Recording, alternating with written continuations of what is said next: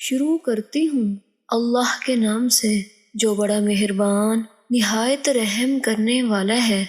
السلام علیکم ورحمۃ اللہ وبرکاتہ۔ حضرت ابو ہریرہ رضی اللہ تعالیٰ عنہ سے روایت ہے، رسول اللہ صلی اللہ علیہ وآلہ وسلم نے فرمایا، جسے خوشبو پیش کی جائے تو وہ اسے واپس نہ کرے، بلا شبہ اس کی مہک عمدہ ہوتی ہے اور اس میں کوئی بوجھ بھی نہیں ہوتا۔ سیدنا ابن عباس رضی اللہ تعالیٰ عنہما نے بیان کیا کہ لعنت کی گئی ہے اس عورت پر جو بال جوڑے اور جڑوائے، جو چہرے کے بال اکھیڑے اور اکھڑوائے، اور جو جسم گودے یا گدوائے بغیر کسی بیماری کے۔